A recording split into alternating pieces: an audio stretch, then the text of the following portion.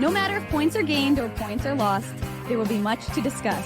For analysis regarding tonight's Winnipeg Jets game, here are Dave Minuk, Ezra Ginsburg, and your host, Drew Mandel. The Illegal Curve post-game show starts now. It looked like it was going to be easy. It looked like it was going to be simple. But it was a Winnipeg Jets game in Philadelphia, so we should all have known better. Nonetheless, the Jets persevere, some poor special teams in tonight's contest, and come away with a 5-3 victory over the Philadelphia Flyers. Good evening, Winnipeg. Good evening, Manitoba. For all those joining us live this evening on our YouTube channel and all of our social media platforms, we say good evening, universe, and welcome to the Illegal Curve post-game show with Dave Minuk. I'm your host, Drew Mandel. We welcome everyone that is joining us after the Jets-Flyers game and all those who are also going to be joining us as the Niners-Cowboys game comes to its conclusion in the next few seconds. Dave Minuk, it's good to see you. It's been about, let's say 23 hours or so. It's been a very Drew, Dave, well, Ezzy's not here, but a Drew, Dave, Ezzy, Illegal Curve heavy weekend. And I hope yours is still going as well today as it was yesterday. Well, if you're a hockey fan in Winnipeg, you are very happy right now, given the fact that the Jets swept their 2 games this weekend. The Moose, although they made it more difficult on themselves than they needed to, they swept their 2 games this weekend. And the Winnipeg Ice also, they didn't have as difficult a time. They pounded the Warriors, I believe, today. So they too swept their weekend series. So they put the win in Winnipeg for the hockey teams of our fair city.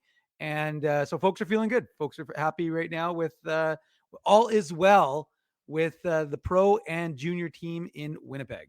Exactly right. Anytime you can go 6 for 6 in terms of wins in that column, you know that it's been a very good one. This was an interesting game. The Jets got off like a house on fire, not referring to Dave's head on fire. That's a separate issue altogether. But then you sort of had the feeling like, okay, it's 3-0, but it's 3-0 really early in the game. It's 3-0, before the game is 10 minutes over. How are the Jets going to be able to handle this? How are the Jets going to be able to, maintain this lead? And, it's not that the Jets played poorly to let Philadelphia back in the game. If this game had been played at 5-on-5, I think for the majority of it, if the Jets didn't run into some penalty trouble, and if the penalty kill didn't let them down a little bit, then, this probably would have been a very easy game. I mean, you know what it was like when the Jets were controlling the bulk of the second period. Philadelphia just couldn't handle the Jets, couldn't match the Jets 5-on-5 today, which is no surprise. The Jets are a better team than the Philadelphia Flyers. So, we've all come to know that. We've all come to expect that. But, it was the special teams that sort of let Philadelphia crawl in. And the Jets really, after they took that lead, Felix Sandstrom came back and made some nice saves on some point-blank chances. And the Jets maybe got a little bit snake bit in the second period, where they should have been able to expand the lead beyond the 3-goal lead. But nonetheless, Philly comes all the way back, and then the Jets, do what good teams do. They don't love losing the lead, but they find a way, in the back half of the third period, not quite the full back half, but close to the back half of the third period, to both score and keep Philadelphia off the scoreboard, although it definitely got dicey there with a few minutes left and the net empty. Well, I'm not going to ruin the Moose report or minute, whatever if you choose to give me one, Drew. I'm going to give you one. There was a big, hey, look, you were my point is, I don't want a little foreshadowing. I don't want to ruin it for anyone who didn't necessarily read my recap, although you should read my recap. IllegalCurve.com, good folks. There's something interesting in that little recap that nobody would know unless you were at the hockey game. As one of 2 media people who were in the building, I can tell you, if you read the recap, you'll find out some interesting nuggets that you wouldn't know otherwise about who may have also been in the building watching that hocky game. Wink, wink. Yeah, I might have to go read the recap. You may want to go read the recap, Drew. Go down to the recap right now. I've had a very busy day. I've been in and out of hockey rinks all day long with my kids. But now I'm going to go check out that recap right now. But you better read that recap because you'll find some interesting things in there I think, at least. And so we have other folks who are in there. Drew's going to be scouring that recap. Well, I know now I Kenny's water bottle already read it. I know a bunch of the folks, I gave them the hint that they should go read it when we were chatting during the game or during intermission, whenever it was. And I said, you should probably go read that recap. But anyways, the point is that we saw this movie before, very similar. In fact, for the first two periods, the Jets and the Moose games paralleled each other, but of course, different conclusions regardless. Yeah, it was an unusual game, and the Flyers and Jets killer, both on and off the ice. Kevin Hayes, he was the difference maker. It looked like he was going to be, at least, with his very unusual angled goals. But regardless, I mean, that one thing the Jets need to do better of was their power play. I thought their 5-on-3 was not a good use of time. No. They really were just a little cute. Yeah, it was too much. It was too much passing and just, I mean, you had 20. They literally had 28 seconds of passing and they had control. They just never took a shot, and they were looking for that perfect shot rather than like a shot on net. And look, you outnumber them by 2, right? So right. If you have a shot, you have a good chance of getting in there and seizing a rebound. And if history is any indicator in tonight's game, Felix Sandstrom isn't going to make a clean save. There's going to be a rebound. And when you have Pierre-Luc Dubois on the ice, you sort of outnumber them maybe by 3 in that instance. So I agree with you that they should have put a puck on net as opposed to sort of wait for the perfect one. That could have bit them. That really could have bit them, and I thought that, Philly was maybe going to push as a result of that, or maybe take advantage of the emotion that they got out of that 5-on-3 kill. It didn't happen, but it could have. And maybe if Philly was a better team, it would have. But nonetheless, it's a victory for the Winnipeg Jets. It's a good weekend for the Winnipeg Jets. We talk about how it's a good weekend for the Moose, and we'll touch on that later in the Manuk Moose Minute. We'll touch on that. The ice, it was a good weekend for them. The Jets went into 2 teams that are below them in the standings, that are weaker opponents, and they did what they couldn't do to Montreal, which is beat them relatively handily and reaffirm themselves as one of the best teams in the Western Conference. In fact, with tonight's victory, they move into the top spot in the Western Conference, tied with the Dallas Stars, of course. But the Jets, I guess, will now have, 2 points ahead of the Dallas Stars. They haven't updated yet on NHL.com, is what I'm seeing right now. But the Jets will be ahead of them also in points and in regulation victories. So this is what the Jets needed to do. Much better weekend. You flush some bad stuff from the last few games, and now you shift your focus to Tuesday against the Nashville Predators, where you go back to playing a Western Conference opponent, a team that it has been pretty bad this year. I mean, not to sugarcoat anything about Nashville. They've been pretty bad, but they're a team that also is looking to crawl back in to a playoff race, but the Jets want to push them down again and keep them down, and that's what they have an opportunity to do on Tuesday, and to end the 5-game road trip with a winning streak. Yeah, and it was interesting because after the Moose game, as I was making my way home from Canada Life with over 5,000 fellow Manitobans today, it was a big crowd on hand. But as I was making my way, I turned on the NHL Network and was giving it a listen, hoping it would be our friend Paulie Edmonds, because sometimes they pick up that broadcast. But it happened to be the Flyers broadcast, and it was interesting to hear them talking. And I always find it interesting to listen to, a broadcast you don't generally listen to. One, because it's interesting to hear how they assess the Winnipeg Jets and how they assess, how the team has to match up against Winnipeg. And they talked about the Jets' center depth. That was interesting, but nothing super insightful. But they talked about how important this game was for Philadelphia, a team that is Well, I guess as a measuring stick game, I guess, for them. I mean, look, I think they're still trying to sell something called hope, Drew, in Philadelphia, maybe. I mean, I hope that hope is a dancer, because the hope is the playoffs. It ain't happening. Well, no, but I mean, I guess they're 7-3. They were 7-3-0 coming into tonight's game. Right. So they were, and they beat Detroit last night. And it's, that was one of the interesting things, but neither team was in Philadelphia yesterday. Of course, both teams were away. Jets obviously in Ottawa, and the Flyers in Detroit, where they picked up a win. And like I said, it was just interesting. It was different to hear the broadcast and how they assessed it and what they sort of pinpointed as the things that were important to do. And again, like I said, it would have been an interesting game for Philadelphia. I mean, especially if you don't know what's going on with Winnipeg. You see a big team coming from the Western Conference, and I guess you could call it a measuring stick game potentially, even though the Flyers, similar to the Senators, are, I believe they were, as of prior to puck drop, 7th in their respective divisions. So, I mean, I agree with you. The likelihood of playoffs for them is very remote. But hope springs eternal until the season, until that officially you are completely eliminated from the playoffs.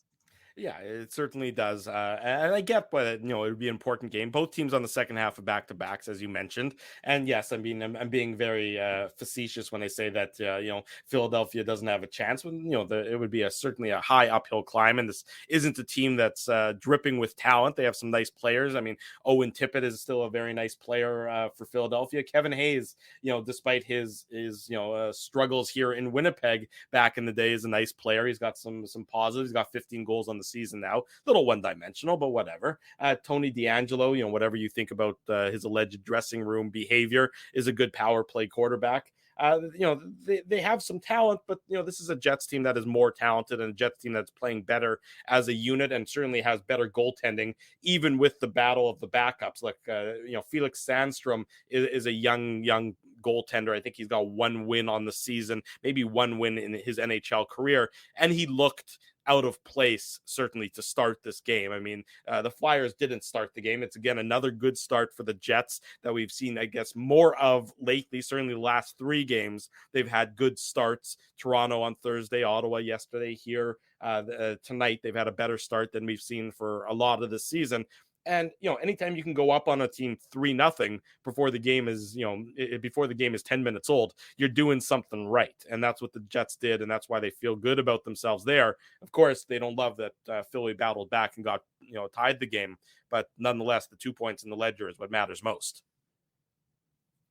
Sorry, Drew. I was in the middle of trying to get a tweet out about our good friend Anthony Sanfilippo. Maybe he thinking he might join us after covering the Flyers. Although I didn't see him tweeting, so perhaps he has the night off. Who knows? But good Anthony friend of the works, Curves. of course, for CrossingBroad.com. Yeah. He's tied in very closely with the Flyers organization. He actually used to work for the Flyers organization, and he's been covering the team for at least, probably close to 2 decades now, I would say. Before that, at the Delaware County Daily Times back in the day, when he used to be a regular of ours on the on our various radio stations that we were once fortunate enough to be on. Whatever. I'm being in a charitable mood, I suppose. Hey, there's nothing wrong with 92.9 Kick FM, I guess. Yeah, no, of course. In fact, Joe from Winnipeg was talking about how he still got some of our original broadcasts on USB from back in that day. So absolutely nothing wrong with the Kick FM days when it was you, me, and Ezzy banging out content and nobody else on that broadcast. Certainly nobody who's now a pro scout for the Toronto Maple Leafs. I don't know. Absolutely not. I have no clue who that individual would be, but we shall not speak about his name. In any event, Dave M., why don't we get into the Betway game recap? Sure, I'll go back to tweeting and you go back to introducing the segment. There you go. Sounds like a good deal. Betway game recap for this Sunday evening's Jets victory. It's brought to you by, of course, Betway, one of the most trusted voices in sports betting, both in Canada and all around the world. That's where I just won some money on the 49ers, minus 3.5 over the Dallas Cowboys. So yay me. Betway is the sports betting app that puts you, the customer, at the forefront with a large selection of betting options in sports, as well as strong promotions and fair odds. What are you waiting for? Head on over to Betway and bet your way. Must be 19 years or older to play. Please play responsibly. Winnipeg Jets, as we said, Dave M., they opened the scoring at the 4:53 mark of the first period. Axel Jonsson-Fjällby, he's got some good eye-hand coordination, as you saw in this one, tipping in the Brendan Dillon shot. Neil Pionk getting the secondary assist on this one as well. It's his 4th of the season, and this is just a skill play. It takes a lot more skill than maybe people can appreciate when they're watching it, from the comfort of their couch, to be able to tip a puck that's going this fast and redirect it past the goaltender. But that's what Axel Jonsson-Fjällby does from the high slot to give the Jets an early 1-0 lead.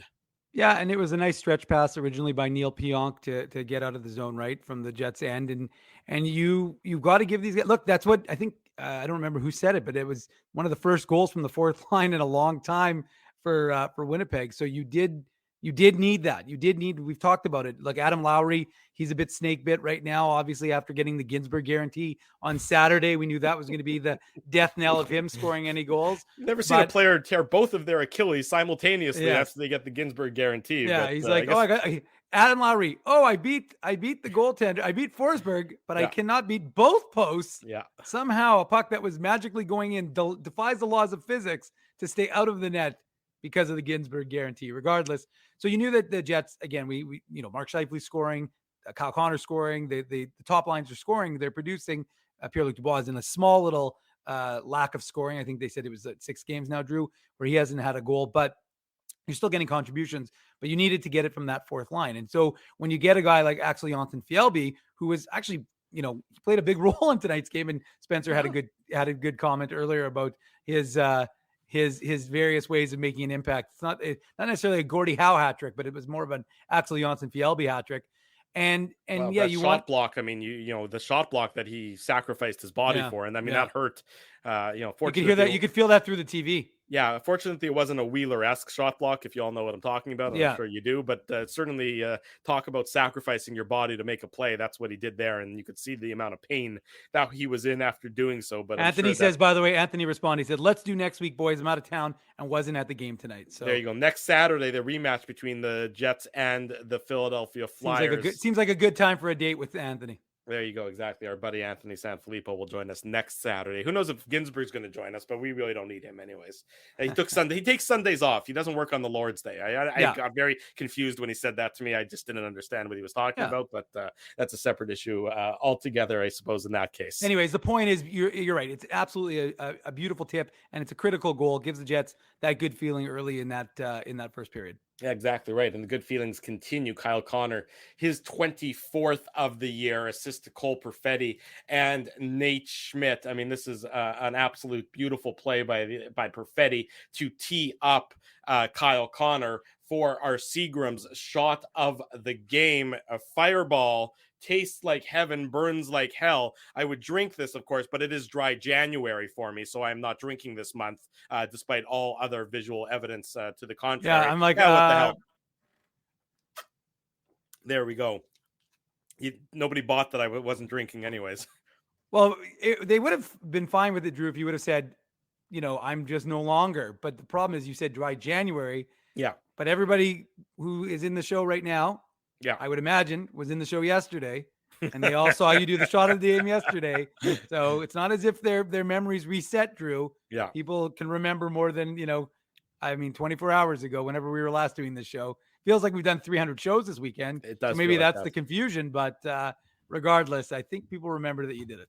I'm sure that they do. In any event, if anybody has a spare kidney or a spare liver rather, that they'd like to put aside for me, then you can keep that handy. I'll be contacting you accordingly to take advantage of that offer. But in any event, that is our Seagram shot of the game.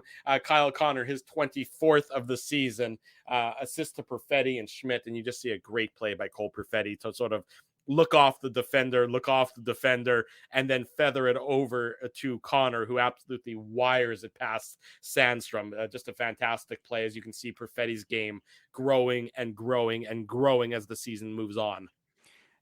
Again, I'm going to sound a bit like a broken record, but I don't mind because it just reinforces what we've seen before with Cole Perfetti at the AHL level. That's what he did. He was able to, adjust his game and go from being a peripheral player to getting the points like that to, going to the dirty areas and being willing to take that sort of punishment.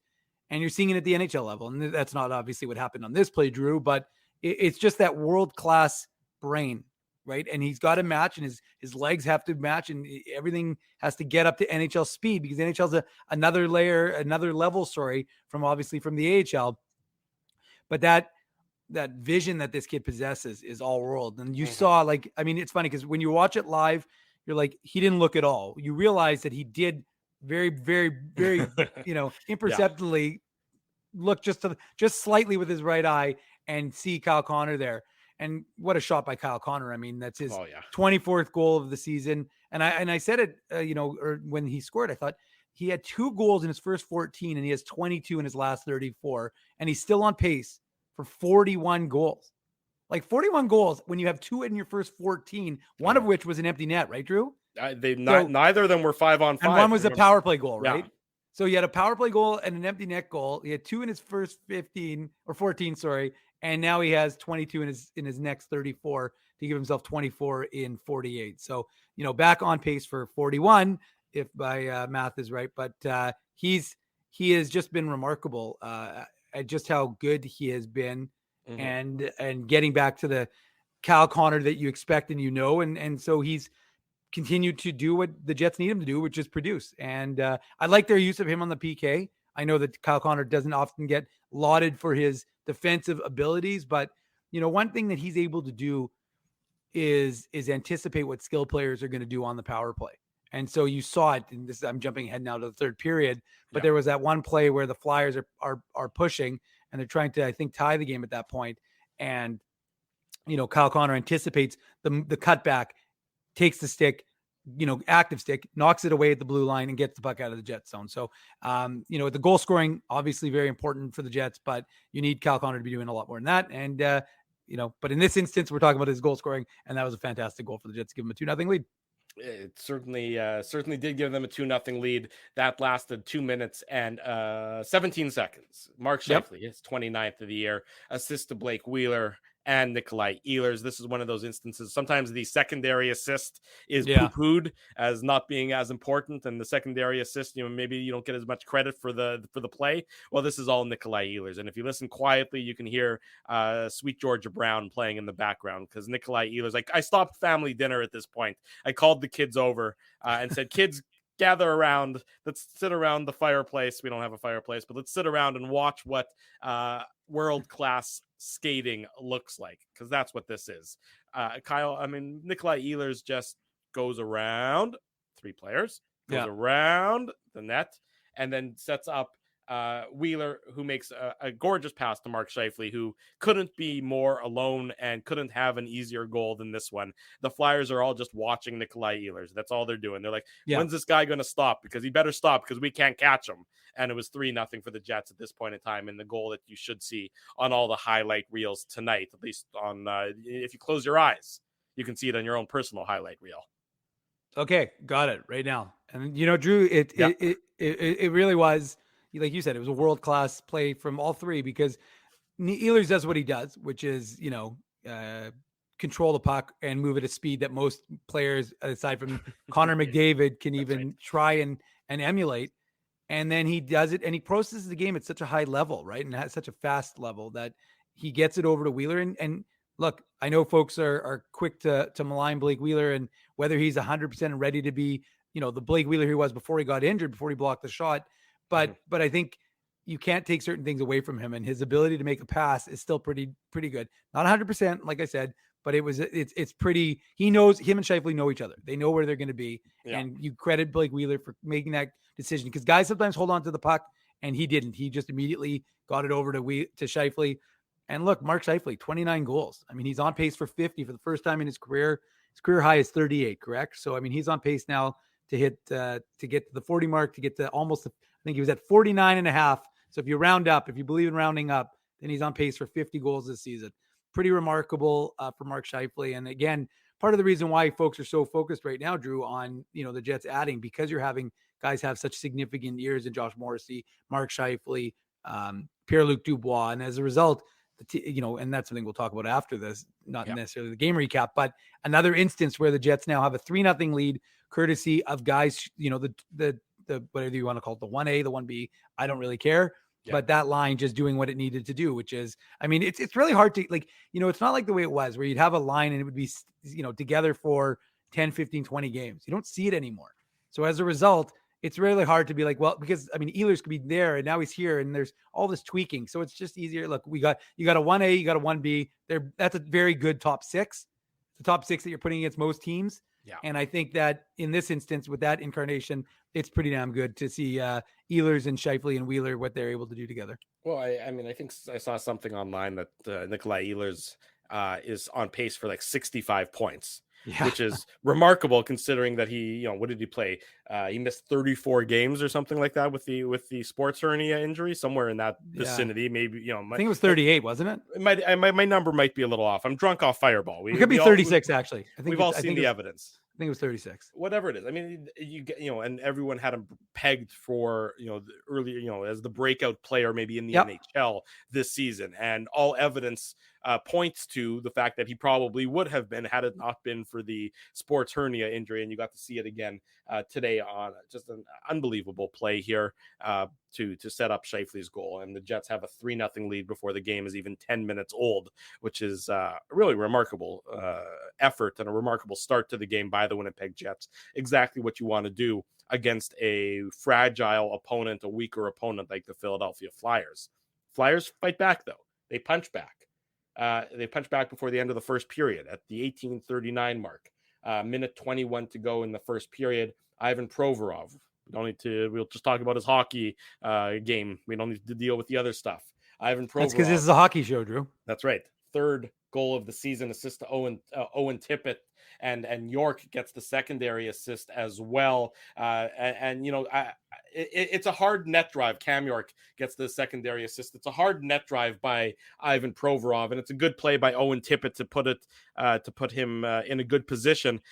And it's really just a jam play. There's nothing necessarily particularly,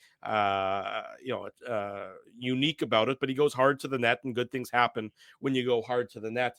Yeah. I can't help but wonder if Rick Bowness was considering a challenge. It sort of looked like maybe there had been some contact with David Riddick, at least from my perspective. Mm-hmm. Obviously, the Jets didn't challenge, and I can understand why you don't challenge in that situation. You're up 3, worst case scenario, you're up 3-1 at the end of the first period. You're happy with that. If you do challenge and if the goal is upheld, then all of a sudden it's 3-1 and you're killing a penalty before the second period is out. So I understand why the Jets didn't challenge. I wonder if Bowness maybe considered it, but in any event, they didn't. And it's 3-1 for the Jets after 20 minutes, Dave.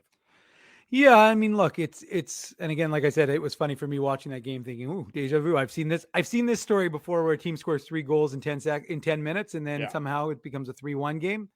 But, I don't want to give too many spoilers, although I know a number of folks were paying attention to what was going on earlier this afternoon at Canada Life. But yeah, I mean, it's one of those plays where Provorov is known for being an offensive defenseman. And so he jumps into the play and gets an opportunity to jam that puck home. And you don't like to see it because it's late in the period.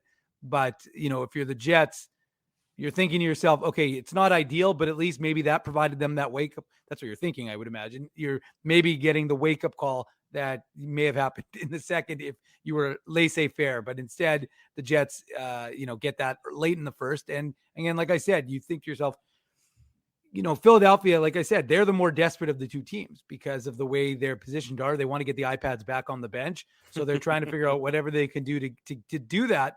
And of course, that I'm assuming, the carrot dangling is for wins. Tortorella needs wins in order to, by the way, if I wasn't sure if you were aware, if you're watching the broadcast, but John Tortorella was to the left of Kevin Sawyer.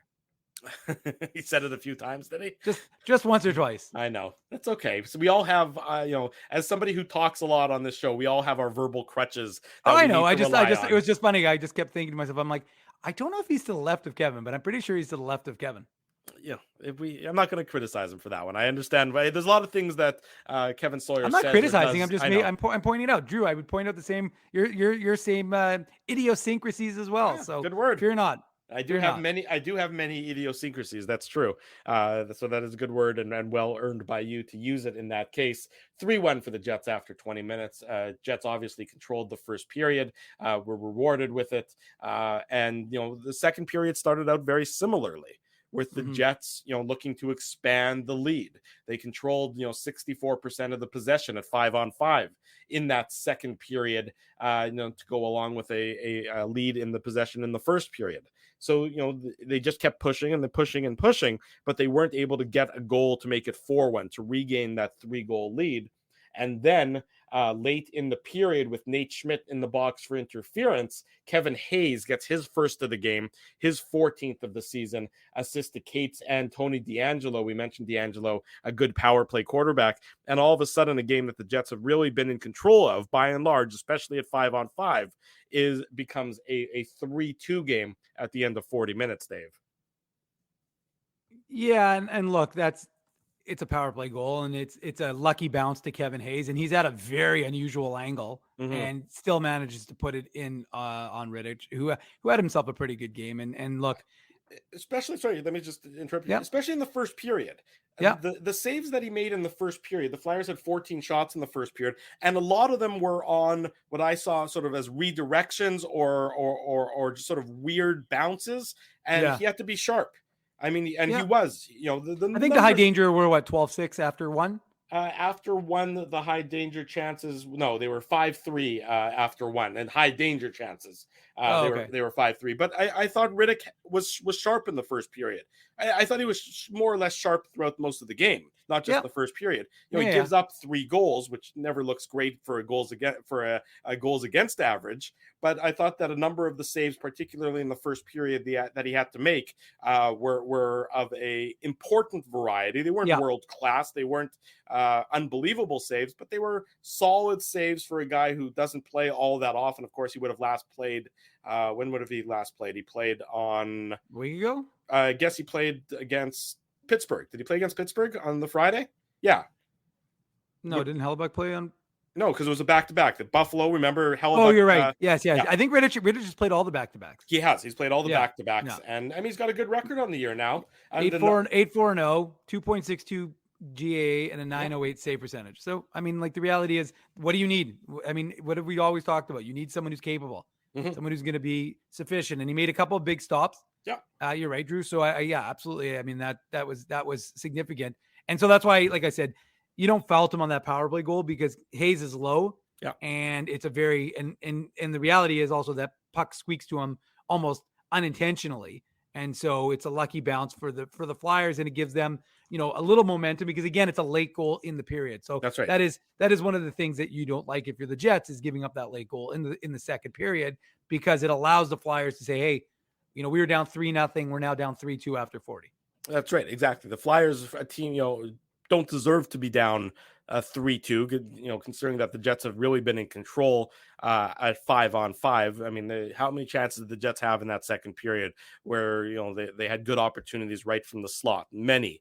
And that Sandstrom was up to the task to make the saves. And the Jets, not snake bit, because that would be a little bit of an exaggeration, but it's 3-2. So it's a game. This is a ball game, entering the third period.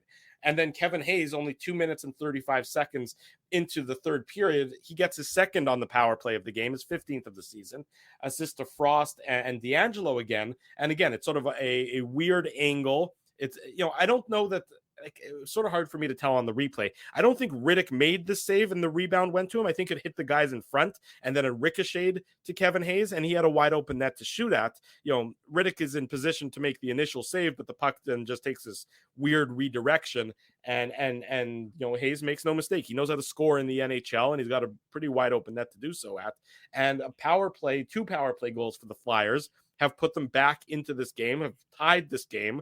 This was a power play for the Flyers that wasn't any good to coming into the game. And the Jets penalty kill, we know how good it's been this season. We know how good it's been over the last number of games. They've been perfect, I think, in their last, was it something like 14 penalty killing opportunities entering tonight's game. And Hayes makes it 3-3 at this point, very early in the third period. True. We got a request from Mean Gene Okerlund. He says he'll smash the like button if Drew smashes another shot. I'm assuming that's from Beyond the Grave, but well done, Mean Gene. There you go. Happy, Mean Gene. There we go. We might not be smiling and waving despite all the requests, but apparently I'll do shots on command.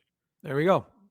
Like button smash harder than Drew on Fireball. I like it. Keep it rolling, folks. Anywho, keep those likes rolling for us. We appreciate that. Keep the comments going. I like that people are leaving comments that we can respond to after the show, or during the show if I start to lose focus here. But yeah, I mean, it is, like I said, it's an unfortunate bounce for the Jets, and it leaves them, sitting there going, well, we had a 3-0 lead. but it was, again, it wasn't like it was like a 3-0 lead. Now it's 3-3, and you felt like Philadelphia was coming on. Like, I'm not saying that they didn't have chances. And in fact, they could have very easily taken a 4-3 lead. They had a very good chance. Rittich had to make a save. I think you highlighted it, Drew, from one of the comments. But I mean, Rittich had to make a couple of big stops. I think about that play when Mark Scheifele had his pocket picked on the power play, which ultimately ended up unusually leading to a 5-on-3, which the Jets did absolutely nothing about with, other than pass the puck a lot and wait for the perfect shot. Mm-hmm. But David Rittich had to make a couple nice big saves in order to maintain the Jets at even, which was obviously significant, not to give the Flyers any more momentum, because obviously getting that goal early in the third to tie the game is especially in their home building, and that's, you can hear that building, right? Like it's an animated building. We've only been there for the 2014 draft, I believe. That was the Nikolai Ehlers draft. Yeah, when we were in Philly with some of our friends, and saw one of the best baseball games we've ever seen. Well, I should say the imprint is still on my face. I was going to say, Drew, you and I will remember that. Ezzy, who of course isn't with us tonight, he doesn't remember, because he and Huss and a friend of ours, who will remain nameless for obvious reasons. Yes. Well, those reasons will become a little bit more obvious in the show. What happened is they cut off the booze sales after the ninth inning. Yeah. And because seventh or ninth. I can't remember. Ninth inning. Okay. I think ninth. I can't remember for sure. But because the game went 18 innings. No, 14. 14. No, it went longer than. We had two. Didn't we have 2 7? Or maybe it was 14, because we had 14. We had two 7-inning stretches, right? Yeah. So the game went 14 innings, which of course wouldn't happen anymore in baseball with the runner that starts on second.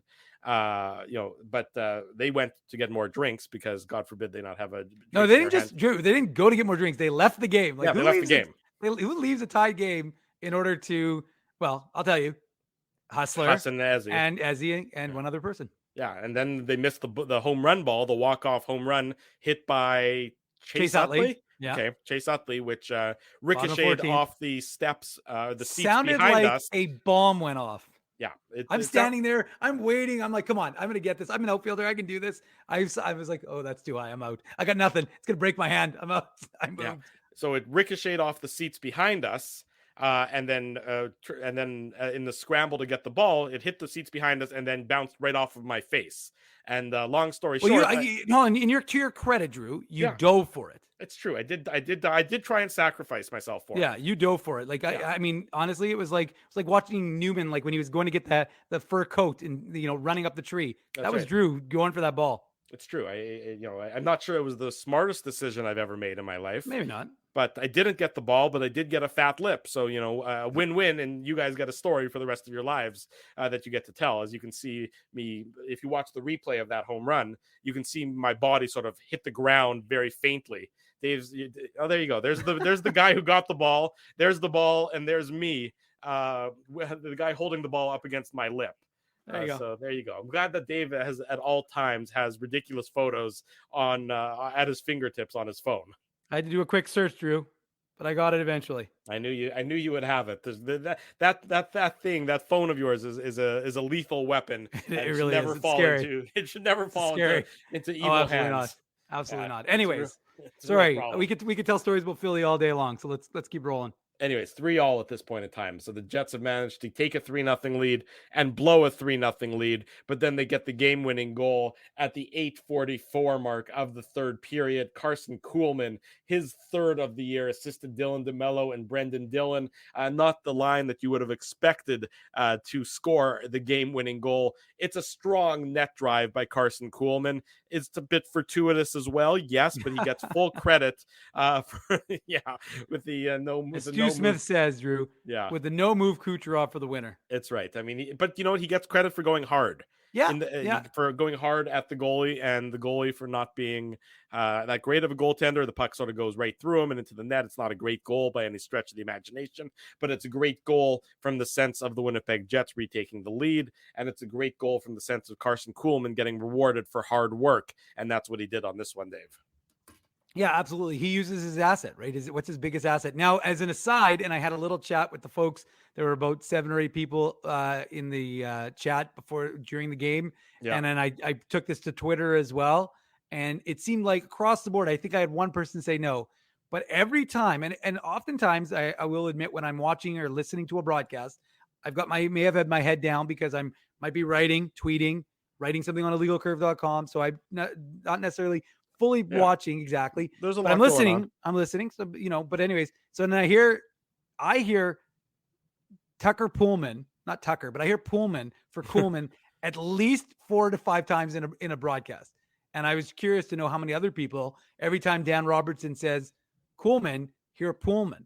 And absolutely every single person on Twitter was like, absolutely. I thought it was just me. There were probably like 40 people who responded, 50 people who responded saying they did. The chat, I think, come on, let's go. Let's get it going in the chat. Do you hear Poolman when he says Kuhlman? I'm curious. This is just a complete aside. I'm doing my best, Ezzy, to do a complete sidebar. But see, Tucker Kuhlman. There we go. Anywho, the point is that yes, Drew, he used his asset which is his speed, to drive hard at the net.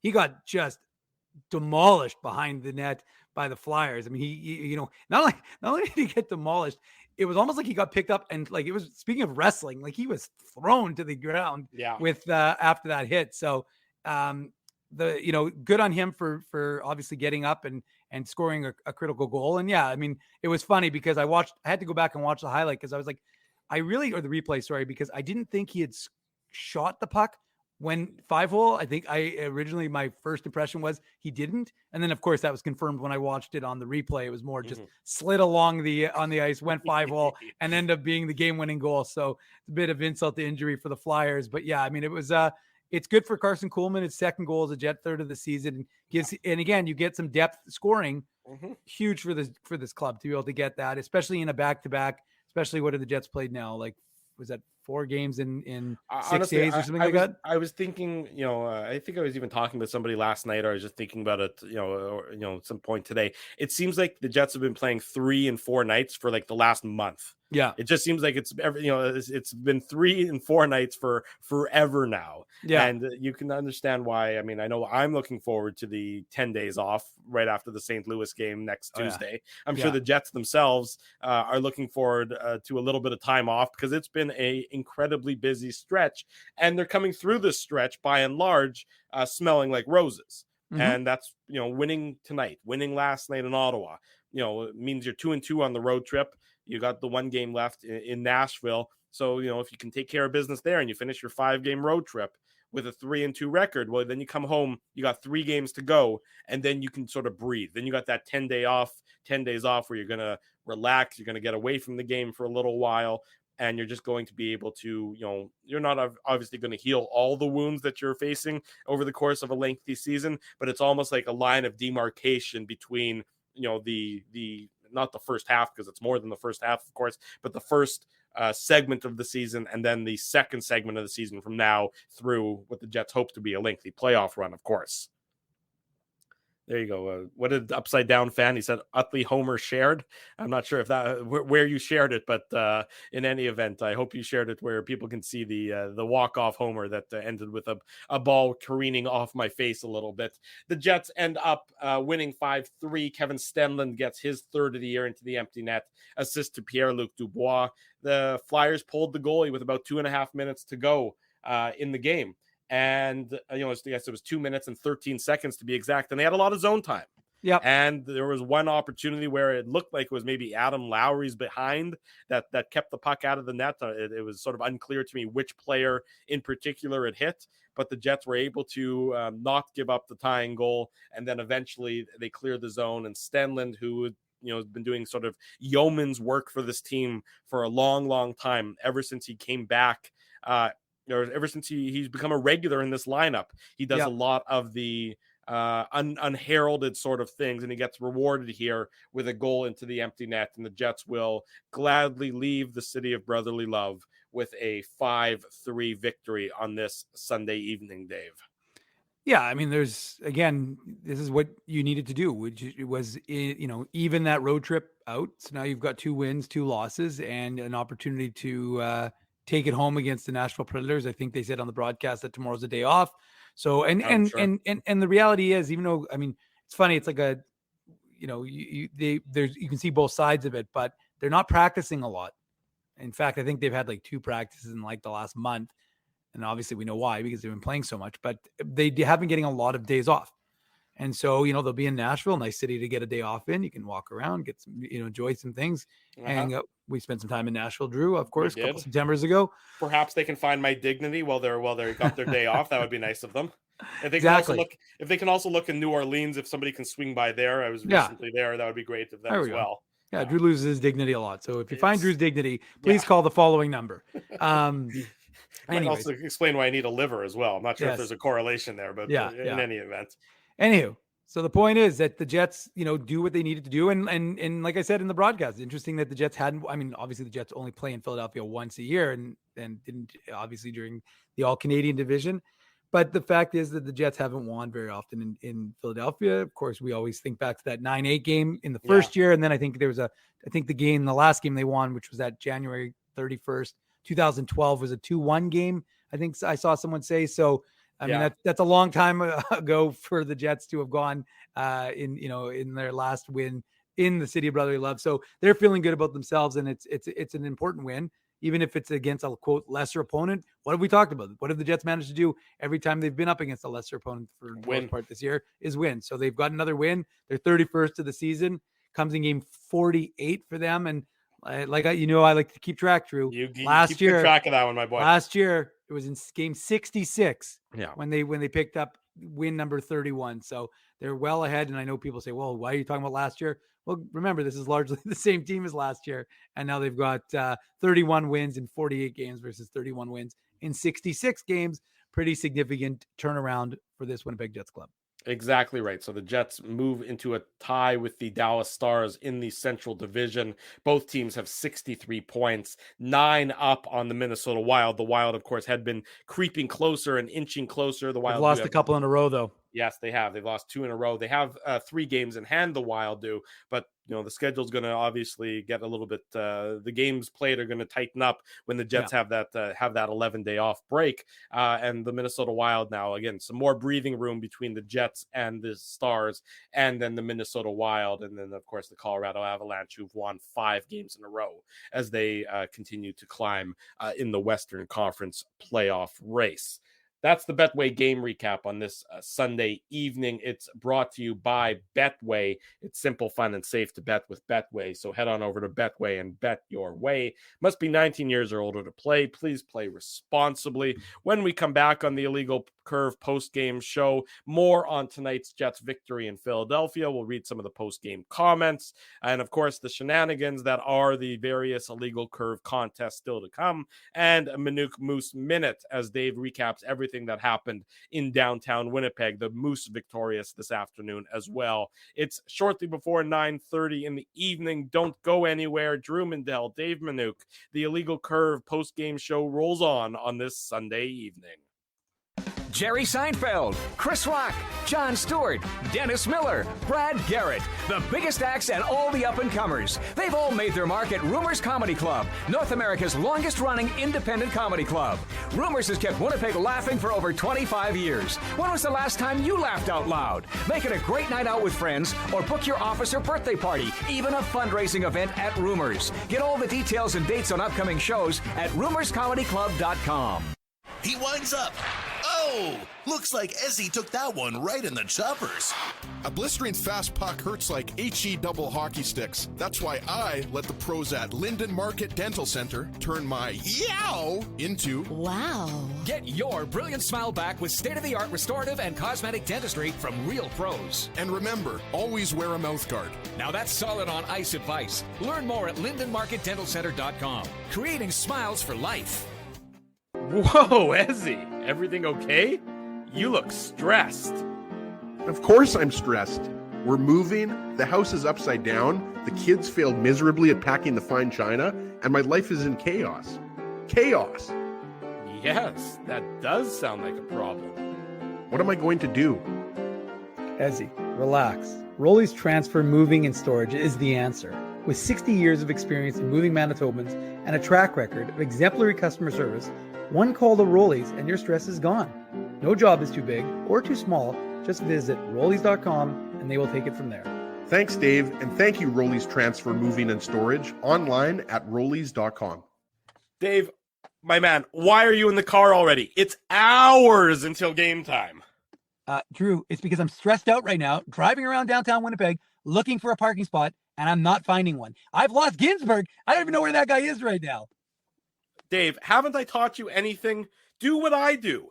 Pre-book your entire month's worth of game day parking with the Grid Park app. It's super easy to use and saves me both time and stress. Well, Drew, I'm not independently wealthy like you are. So I'm sorry that I don't have millions of dollars to pre-book my parking month in advance. What's that going to cost you? $25? How about $5? Come on, $5? No way. $5. I'm not telling you a lie. And our listeners can get a free park with the new special promo code Illegal Curve. Guess what? There's more. Come on, there's more, Drew. You're lying to me. What more could there be? Grid Park now has underground parking, so my car can stay warm during the game. So wait a second. All the driving around I do, looking for parking, minus 40. You're telling me I could be toasty warm in a car after the hockey game? That's exactly what I'm telling you. Underground parking. Just download the Grid Park app. That's GRYD Park and use the code Illegal Curve. All one word. You'll park for free your first time. Hi, it's Drew from Illegal Curve here. Selling your home can be stressful, but it wasn't for me. Thanks to my friends at Zappia Group Realty, they made the process so easy. My home sold within 48 hours and with multiple offers. Zappia Group Realty took care of everything with their exquisite customer service and attention to detail. If you want to sell your home for more in less time, get started by talking to Frank and Mauro Zappia of Zappia Group Realty. Online at zappiagroup.com. For 3 generations and over 80 years, Tough Duck has been making apparel that works and plays as hard as the people who wear it. From jackets to work boots and everything in between, Tough Duck's clothing can handle the harshest environments, even the Illegal Curve hockey show. Work to live, live to play. Visit toughduck.com. 9:30 Sunday evening, the Illegal Curve postgame show. Drew Mandel, Dave Manouk with you to wrap up what has been a very heavy Illegal Curve weekend. We're so thrilled you've all been able to join us all weekend long, and we remind you to bookmark it and set the reminder for Tuesday night. 9:45 p.m. is when we're going to get started after the Jets and the Nashville Predators. This stretch of 6 o'clock games will come to an end, at least for the next 2 games, before it restarts again next Saturday with the Flyers back in Winnipeg to face the Jets. But at least a couple games that are at our more regular, more used to 7 o'clock start time, Dave M. I like these. The 6 o'clock start times are nice in that, we can go to bed at a reasonable hour. At least I can go to bed at a reasonable hour, but they certainly are not the most conducive for families and spending quality time with your children, as the case may be. But nonetheless, 7 o'clock Tuesday is puck drop, 9:45 p.m. post-game show following the Jets and the Nashville Predators. As we said, it was a perfect weekend for teams based in Winnipeg. 2 wins for the Ice, 2 wins for the Jets, 2 wins for the Manitoba Moose. To talk about this afternoon's Moose victory, we present. Put on your antlers. It's time for the Manouk Moose Minute on the Illegal Curve Hockey Show.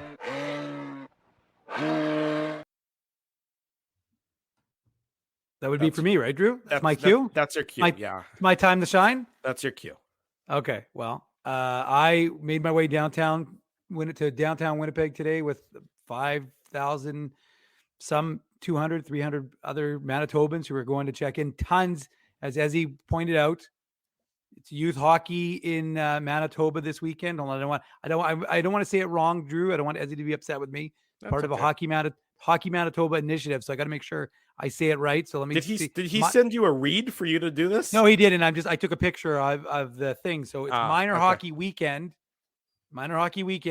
in Manitoba, and at the Moose game specifically, tons of kids were at the game with their teams, and it's the energy the kids bring. It's funny, it's palpable, and not only is it palpable to us in the press box, but the players.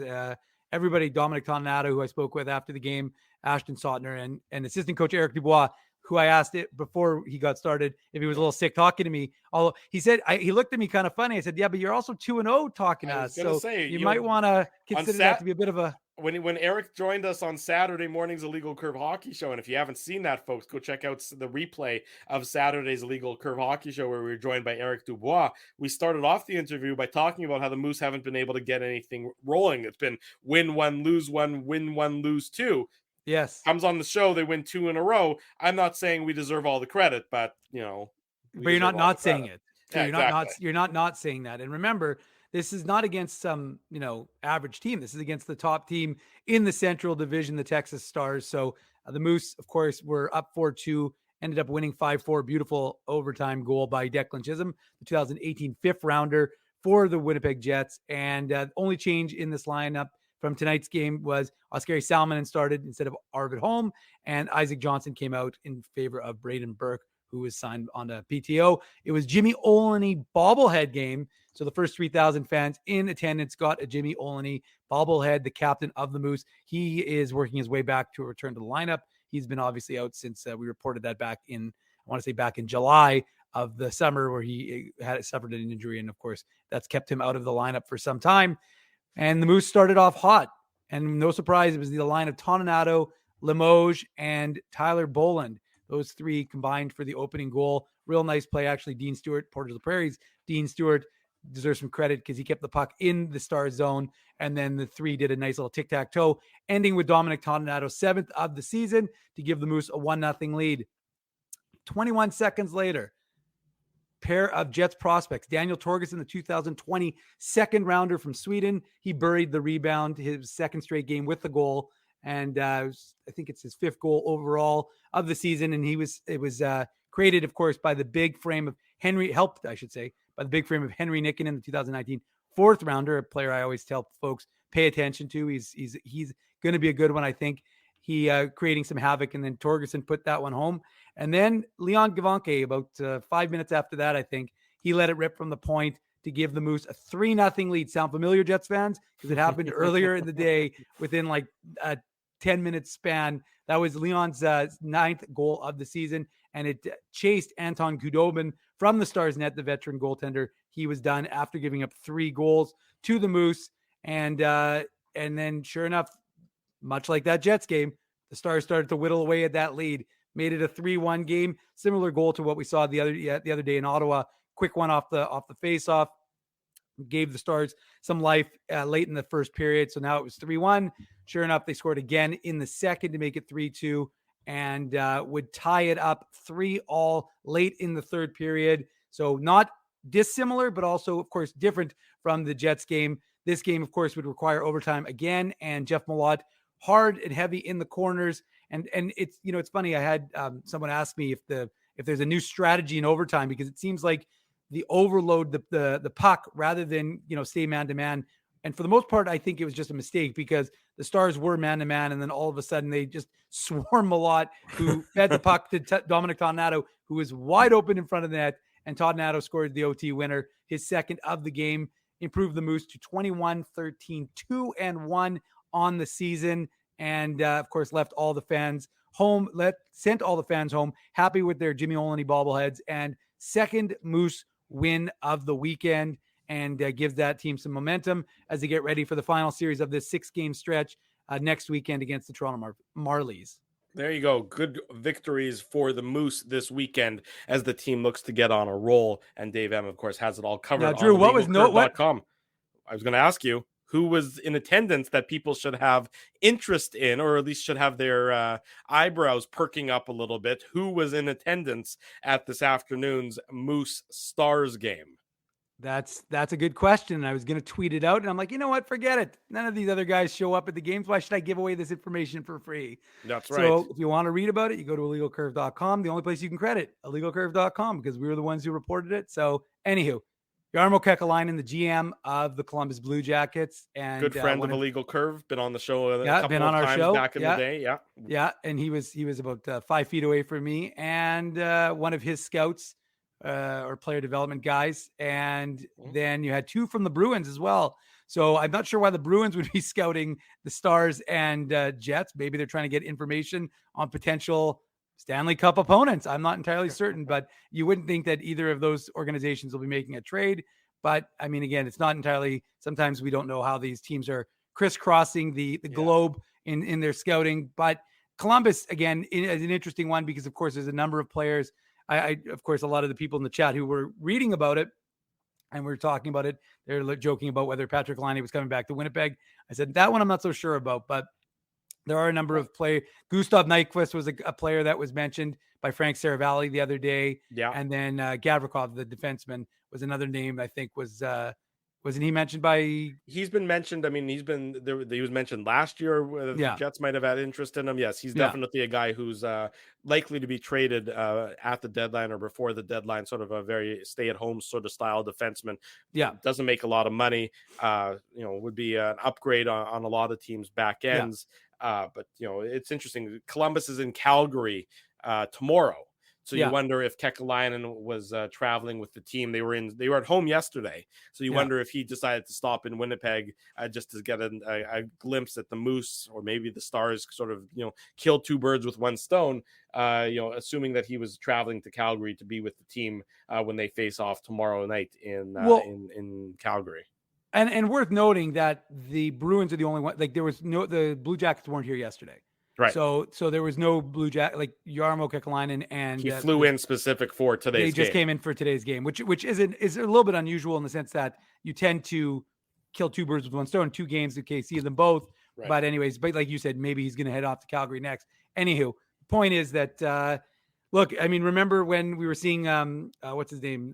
The Ottawa GM, Dorian, where we were seeing him like every 5 minutes in Winnipeg, along with Kelly McCrimmon. And it was like every day, every Moose game, I was like, oh man, like McCrimmon, Dorian, Cheveldayoff, they're all circling. But anywho, the point is that the Bruins had someone here yesterday, and but again, you never know why. It could just simply be scouting, giving an assessment as to how these two teams, their farm clubs are looking. But like I said, the Columbus one is interesting, and so that's why I made note of it, and that's why it's included in the game recap of today's Moose and Stars game. So if you're interested, go read the whole recap, I would hope, to find out what's going on with the latest with the Jets prospects. But you can read about that nugget, even though I've just given it to you for free right now. There you go. Dave M with the Minuk Moose Minute after the Moose victorious earlier this afternoon, sweeping the weekend series against the Texas Stars, just like the Jets swept their 2 games against the Senators and the Philadelphia Flyers this weekend. Tough Duck, hardest hitting comment. You never know who I'm going to decide to give it to, and I would thought this was a pretty good comment. It's not necessarily the most insightful one, but I appreciate Dieter Stiedinger, and I apologize, Dieter, if I'm mispronouncing your name here, but you're right. David Riddick, the numbers aren't going to look great. They're nothing that's going to jump out at you. It's not the one goal he gave up against the Penguins, but he had to make some key saves at some key times throughout the course of this game. And I thought that it's good on you for pointing that out and making that comment. And as a result, you're going to be awarded a Tough Duck toque, courtesy of our friends at Tough Duck. You can send me an email, drew@illegalcurve.com, or slide into my DMs on the Twitter machine @ICDrew. Send us your mailing address. Our friends at Tough Duck will send you out a toque for your comment and your continued support of the Illegal Curve post-game show and presumably the Illegal Curve hockey show on Saturday mornings. Frosty makes a good point, Drew. You're going to need that toque by Friday. Is this the polar vortex or something we're supposed to be getting? I didn't know about this, but Dawn at Security told me that it's going to get cold on Saturday. So there you go. Yeah, I saw something on somewhere on the internet that some sort of polar vortex is coming our way, and it's going to make. Aren't we always in a polar vortex? Well, no, we haven't been this year. No, I would say this has been a very delightful. I was trying to be sarcastic, but okay. Oh, that wasn't. But much like my blue screen of death tweet yesterday, which goes over completely got misconstrued by everyone. Yeah, not everyone, but a lot of people, and it was hilarious how people were trying to dunk on the Jets as if it was I had some of the Moose guys telling me that people were trying to dunk on the Jets because, just for those who don't know, the Moose. You told the story on last night's postgame show. I know, but Drew, I mean, there's a few more people here today, so maybe not everybody knows. Anyways, the point is that, but Drew, is also because I actually had to defend it because I was like, how stupid are people? But regardless, I felt like I needed to qualify, and so I did. But it was funny how people were still trying to dunk on the Jets, and I was just like, okay, sure, have fun with that. Illegal Curve merchandise contest. In order to enter the merchandise contest, you go on the YouTube channel. You click the down arrow. You'll see the show description. There's a link to the contest page. Click that link. You'll see a whole bunch of things you can do in order to gain entries and earn more ballots into the merchandise contest. One of those things that you can do, in case you can't find it on YouTube, it's also on our website, illegalcurve.com. So one of the things that you can do to earn extra entries is enter in the unique code word. That's a unique code word that you can only find here by watching the Illegal Curve post-game show, or finding it, of course, on the podcast edition of the show. Were you going to say something? Is that why you were? I was going to say something, because if I wasn't sure if you were going to ask me if anybody guessed it or not. Yes. Because... And now so the only clue I would give people, because everyone's like, I gave 2 clues. Yes. I said one is it's always tied into the city that the Jets are playing the team in, that the Jets are playing. So that's number 1. And then number 2, the clue I gave was, the secondary clue was, I said it's something we've spoken about, in fact, quite recently. Mm-hmm. So if that, maybe that should give you some sort of indication. And even though Spencer Sutton said he guessed it, but I don't think he did.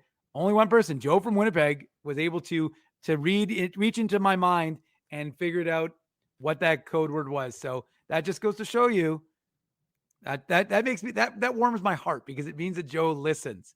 Nothing makes me feel better to know that people are listening.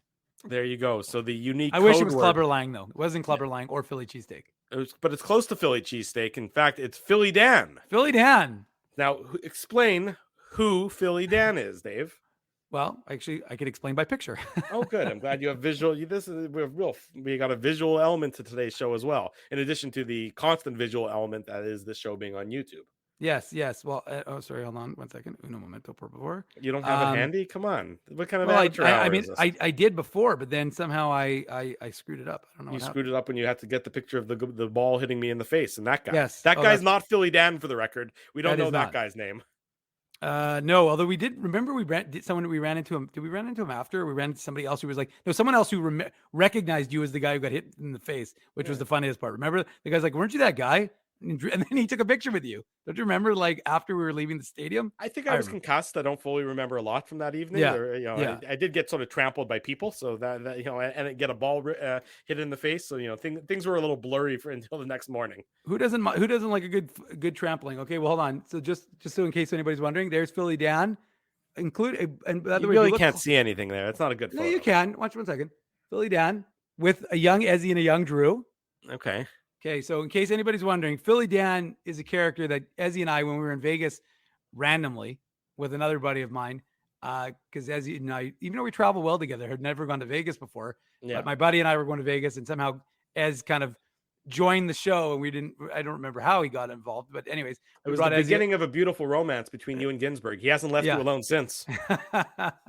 Anyways, point is that we were at the Heart Bar in Planet Hollywood, and we Ezzy, because he's the most affable person in the history of the world, met this guy, and he Philly Dan is huge into hockey, loves hockey, and he's buddies with Riley Cote.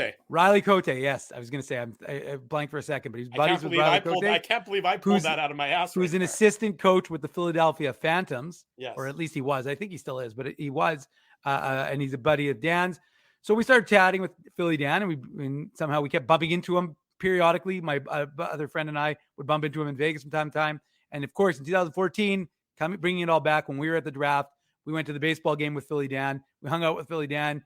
Ezzy and him disappeared into an Uber. First time I'd ever heard about Uber was in 2014, when Ezzy and Philly Dan got into some Escalade and just drove off, leaving the rest of us at the ballpark. But anyways, that's the adventures of Philly Dan, who we still hear from time to time. Good dude, and he is your unique code word. There you go. So enter the word Philly Dan, all one word, all caps. PHILLYDAN. I hope I didn't need to spell Dan for you good folks, but I did nonetheless. Philly Dan is your unique code word for the Illegal Curve contest. Enter that in, get extra ballots, get all your extra entries, because we are approaching the end of the month. It'll happen the night of the St. Louis Blues game. That's January 31st. We're going to draw a name for 2 tickets to an NHL game of your choosing. So be sure to get your entries in ahead of time in order to be eligible to win those tickets. And of course, all the great merchandise, the Jets merchandise that we give away here on the Illegal Curve post-game show, which of course takes us to the winner of tonight's Illegal Curve merchandise contest. Let's wish a hearty congratulations to Jeff Bowes. Jeff Bowes is the winner of the Illegal Curve merchandise contest. Dave M. Yeah, Jeff's Lisa's brother, of course. And okay, we are. Whoa, folks, I think we know what this means. This is now officially the Dave Minuk experience. I would love to say I kicked Drew out, but I didn't do anything. And yet somehow, okay, Drew, let yourself back in. I won't do it. Thank you. But wow, all of a sudden, the Dave Minuk hit a button. That was hey, he did it again. This is amazing. All right, folks. Sorry. I didn't, Jeff, this is the greatest thing ever. Oh, Drew's back. Damn it. I don't know how he keeps coming back. Hey, let yourself in, Drew. I keep, stop hitting the button. You keep hitting the same button. There's a button on the side of my mouse for some reason that I don't know what this button does. I guess it immediately closes the window that's on your screen. Yeah, try it again. Let's see if it works. Yes. He fell for it, folks. Anywho, congratulations, Jeff. You are the winner of the Illegal Curve merch contest. We'll get you some authentic Jets gear. Oh, man, Drew's back. Damn it. The button works. It's a completely useless button, except for the fact that I call it the greatest button in the history of the world, Drew. If you had control of the button, then yes, I would see that it would be. But this button, I've never seen it before. I have no idea what it does, but apparently it's really an annoying button. Well, I think it's the greatest button that was ever created, but hey, you know what? It is what it is. Rob doesn't want you to press that button anymore. Some people Rob. thought That's it was funny. Yeah. So anywho. So congratulations to Jeff on the win. And like I said, I'll get in touch with you and we'll get you some merch. And remember, for the record, folks, if I've sent you an email and even if you've responded, send me a message on Twitter in either to my IC Dave or to the Illegal Curve account or Instagram. I don't really care how you reach out, but if you've sent me an email and I haven't responded, it means I probably haven't received it. So please do so I can get you your merch and we can coordinate that. There you go. Very reasonable request from Mr. Dave Minuk in order to get that quality merchandise into your hands ahead. It won't be this, though. It won't be the moose hat. The moose hat, that's Dave M's to keep and for himself. And no, I probably actually will end up giving it away. Oh, okay. Dave M's going to give away the hat. I'll give it away. Too. I'll keep the bobblehead because I tend to keep the bobbleheads, but I'll give away the hat. Okay, there you go. You can do as you please. You are an independent man, so there you go. Something for you to work on over the next couple of weeks or whatever. Anyways, congratulations to everybody. Big winners here on the Illegal Curve post-game show. We'll do the next post-game show on Tuesday night, 9:45 p.m. back here. The Jets and the Predators. The Jets look to end the 5-game road trip with a winning record. They're 2-2 so far, sweeping the 2 games this weekend, defeating the Senators and defeating the Philadelphia Flyers tonight by a 5-3 we just watched the game margin. I know I forgot who they beat, but they beat the Flyers 5-3. Want to say a big thank you to all the sponsors of Illegal Curve who make the post-game show, the Saturday show, and the website a possibility. Frosty Winnipeg, hope you're ready. Our friends at Rumors Restaurant and Comedy Club, Kevin Farley at Rumors, starting Tuesday night. A number of the shows are already sold out, so get your tickets now in order to see Kevin Farley starting on Tuesday night. Our friend Dr. Les Rikus and the team at Linden Market Dental Center.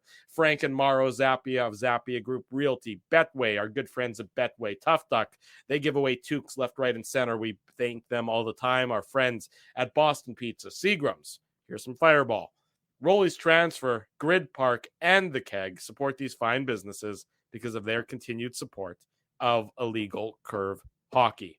It's been an exhilarating weekend. It's been a bit of an exhausting weekend. 3 shows this weekend, but we do it all for you, and we thank you all for joining us for them. If you haven't already done so, smash the like button, subscribe to the YouTube channel, leave us some feedback on iTunes, leave us some feedback on Spotify, leave us some feedback wherever you can find Illegal Curve, because we always want to hear from you, and we want you to tell your friends, tell your family the best place to be after each and every Winnipeg Jets game. And again, on Saturday mornings is the Illegal Curve YouTube channel. For Dave Minuk, I'm your host, Drew Mandel. This has been the Illegal Curve post-game show. We'll see everybody on Tuesday night. Thanks for joining us. Have a great couple days, everybody. Thanks for listening to this broadcast from Illegal Curve Hockey. For more great Illegal Curve content, subscribe to the Illegal Curve YouTube channel, follow at Illegal Curve on Twitter, Facebook, and Instagram, and visit your online home for hockey in Winnipeg, illegalcurve.com.